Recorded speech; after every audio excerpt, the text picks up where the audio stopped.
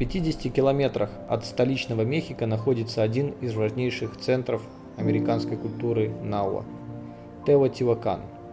Этот город возник в промежутке между первым веком до нашей эры и вторым веком нашей эры, а достиг своего расцвета между третьим и шестыми веками.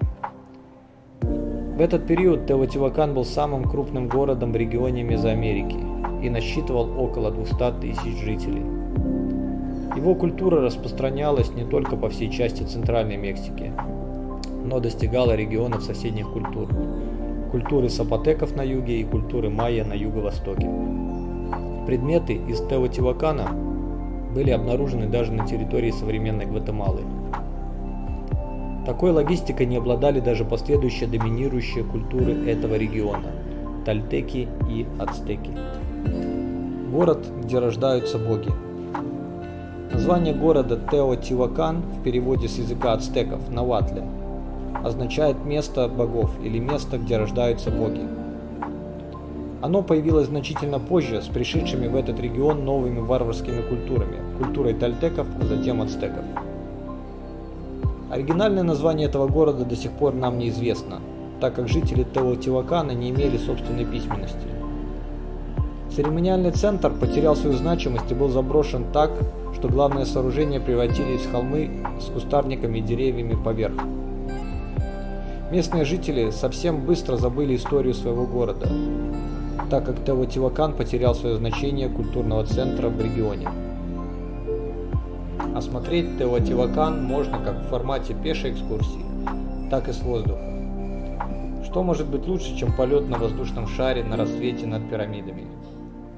Только с высоты 500 метров можно по-настоящему почувствовать весь масштаб построек и разглядеть городскую планировку своими глазами.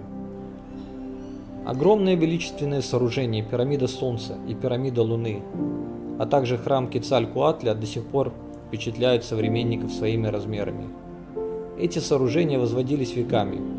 К примеру, пирамида Луны имеет по меньшей мере 7 этапов строительства, а пирамида Солнца является второй пирамидой по высоте, построенной на двух американских континентах.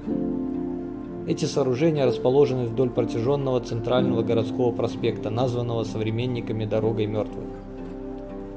Также вдоль него можно увидеть основания жилых компаундов, церемониальной платформы и прочие сооружения церемониального и хозяйственного назначения. В центральной части города приблизительно проживало около 20 тысяч жителей, занимавшихся организацией жизни города, изготовлением различных атрибутов для элиты торговли.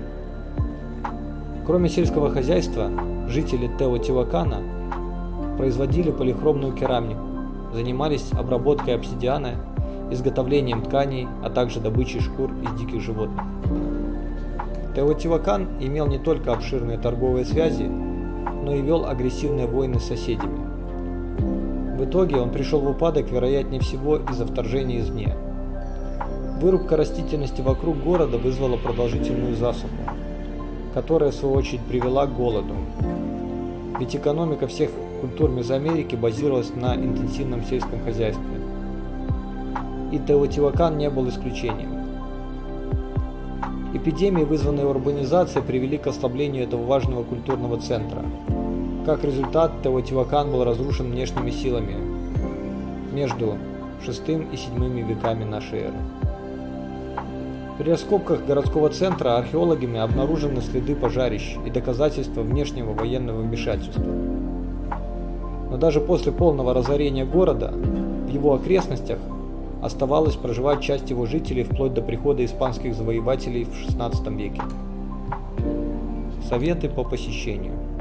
Если вы запланировали полет над Теотиуаканом, то выезд из Мехико будет ранним, примерно в 4 или 5 утра. Перепады температуры такие, что утром в этом регионе температура опускается до 10-12 градусов, а днем воздух прогревается и становится вдвое теплее.